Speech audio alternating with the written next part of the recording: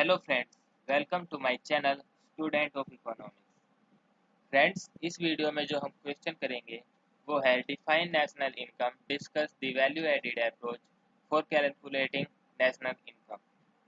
चलिए फ्रेंड्स, इसका answer start करते हैं।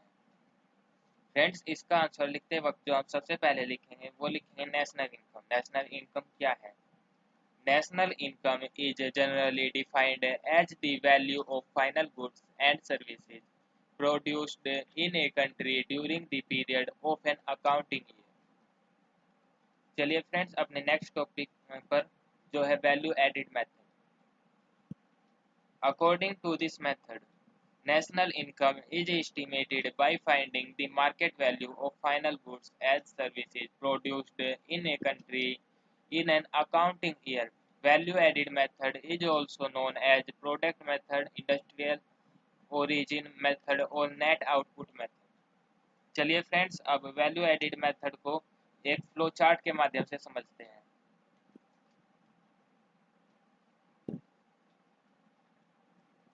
फ्रेंड्स, वैल्यू एडिड मेथड से जब हम नेशनल इनकम को मापते हैं तो हम सबसे पहले GVA एट मार्केट प्राइस यानी gross value addition at market price of primary sector and gross value addition at market price of secondary sector and gross value addition at market price of tertiary sector को जोड़ते हैं और इन्हें जोड़ने के बाद जो निकल कर आती है वो होती है GDP एट MP। फ्रेंड्स, अगर हम GDP एट MP में से नेट इनडायरेक्ट टैक्सेज और डेप्रिसिएशन घटा देंगे तो हमारी डोमेस्टिक इनकम निकल आएगी, जिसे हम NDP एट FC भी कहते हैं, जिसकी फुल फॉर्म है net domestic product at factor cost. Friends, अगर हम अपनी डोमेस्टिक इनकम में net factor income from abroad जोड़ देंगे तो हमारी नेशनल इनकम निकल आएगी, जिसे हम NNP एट FC भी कहते हैं, जिसकी फुल फॉर्म है net national product at factor cost. चलिए फ्रेंड्स, अब हम सेक्टर्स ऑफ इकोनॉमी के बारे में जानते हैं। फ्रेंड्स, इकोनॉमी के 3 सेक्टर्स हैं main: primary sectors, secondary sectors and tertiary sector. Primary sector क्या है? The primary sector of the economy includes any industry involved in the extraction and collection of natural resources such as farming, forestry, mining and fishing. Next है secondary sector. The secondary sector of economy includes industries that produce a finished usable product or are involved in construction. Next है tertiary sector. The tertiary sector of economy is also called as the service sector. It provides services to the primary and secondary sector, such as banking, communication, transport and extra. चलिए friends, अब value addition के बारे में जानते हैं कि value addition क्या है।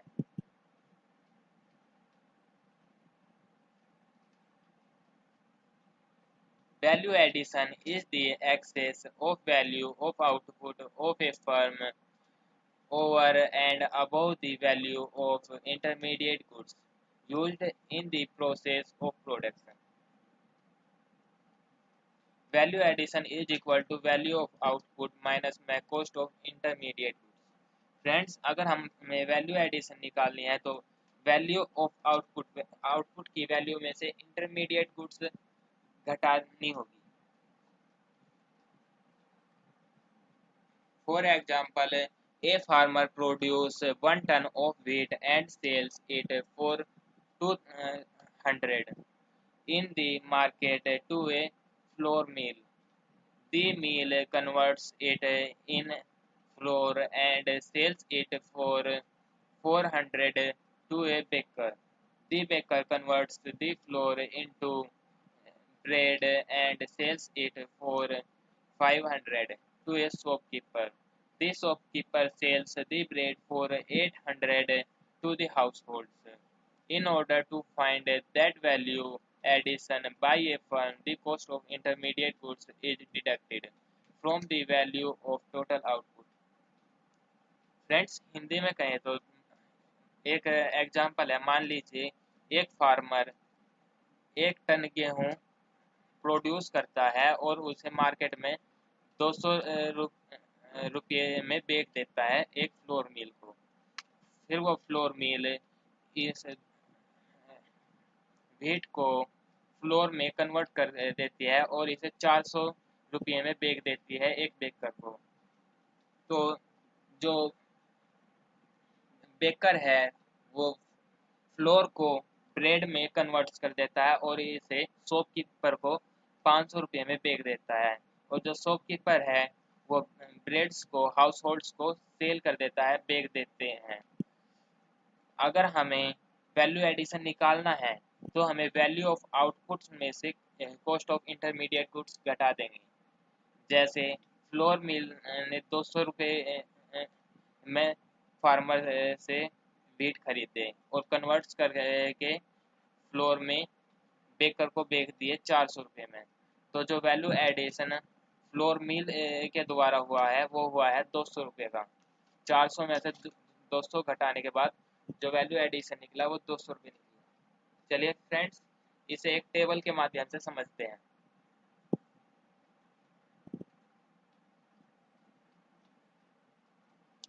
फ्रेंड्स, जो पहली कॉलम है हमारी, जो पहली कॉलम है इसमें प्रोडक्शन की स्टेज दी हुई है। जो सेकंड कॉलम है उसमें वैल्यू ऑफ आउटपुट है, और जो थर्ड कॉलम है उसमें कॉस्ट ऑफ इंटरमीडिएट गुड्स है, और जो फोर्थ कॉलम है उसमें वैल्यू एडिशन है। फ्रेंड्स, जैसा कि हमने वो एग्जांपल लिया था, एक फार्मर व्हीट प्रोड्यूस करता है कितने और उसे 200 रुपये में बेच देता है। फ्रेंड्स, जो ये मान लिया जाता है कि फार्मर ने कोई इंटरमीडिएट गुड्स कॉस्ट नहीं लगी थी उसकी, जो इंटरमीडिएट गुड्स थी उसकी कोई कॉस्ट नहीं थी, इसलिए फार्मर का जो वैल्यू एडिशन हुआ वो 200 रुपये का हुआ। और जो फ्लोर मिल है वो फार्मर से 200 रुपये में व्हीट खरीदती है, इसलिए जो थर्ड कॉलम है उसमें कॉस्ट ऑफ इंटरमीडिएट गुड्स 2 है, और जो सेकंड कॉलम है वैल्यू ऑफ आउटपुट कि उस वो जब फ्लोर में कन्वर्ट कर देती है फ्लोर मिल तो 400 रुपये का बेचती है, तो इसलिए सेकंड कॉलम में 400 रुपये हैं लिख रखे हैं। इस प्रकार जो फ्लोर मिल के द्वारा जो वैल्यू एडिशन हुआ वो 200 रुपये का हुआ। उसके बाद ब्रेड जो बेकर बनाता है वो फ्लोर मिल से 400 रुपये में फ्लोर फ्लोर खरीदता है, जो कि थर्ड कॉलम में दिए हुए हैं 400 रुपये, और 500 रुपये में शॉपकीपर को बेच देता है, जो कि सेकंड कॉलम में वैल्यू ऑफ आउटपुट वाली कॉलम में लिख रखे हैं। इस प्रकार जो बेकर द्वारा वैल्यू एडिशन हुआ वो हुआ 100 रुपये का। फ्रेंड्स, फिर हाउस होल्ड्स को जो शॉपकीपर हैं वे जो ब्रेड हैं 800 रुपये में बेच देते हैं, और जो खरीदा था उन्होंने 500 रुपये में खरीदा था। इस प्रकार जो शॉपकीपर्स हैं उनके द्वारा जो वैल्यू एडिशन हुआ वो 300 रुपये हुआ। टोटल मिलाकर जो वैल्यू एडिशन हुआ है इसमें वो 800 रुपये का हुआ है। In the above table, it has been assumed that at wheat producing time, there is no cost of intermediate goods. Therefore, the value addition by farmer is equal to his value of product, means 200 rupees. The flour mill buys wheat for 200 and sells it for 400. Therefore, value addition by the flour mill is equal to 400 minus 200 is equal to 200. The baker buys flour for 400 and sells it for 500.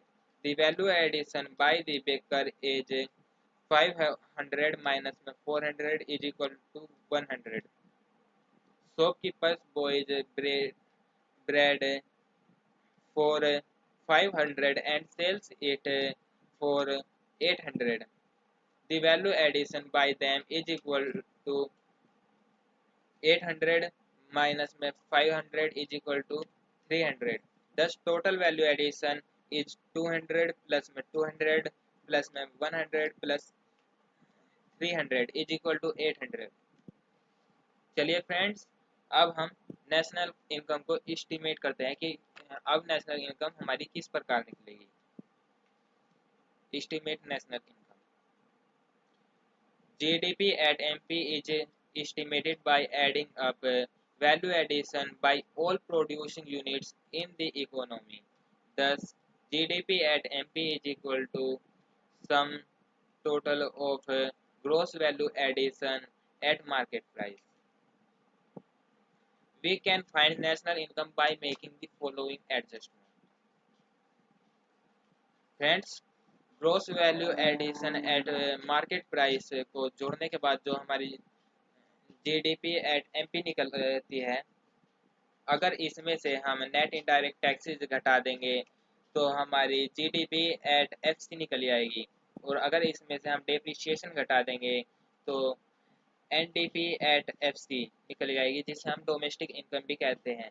अगर इसमें हम net factor income from abroad जोड़ देंगे तो हमारी national income निकल आएगी, यानी कि एनएनपी एट एफसी।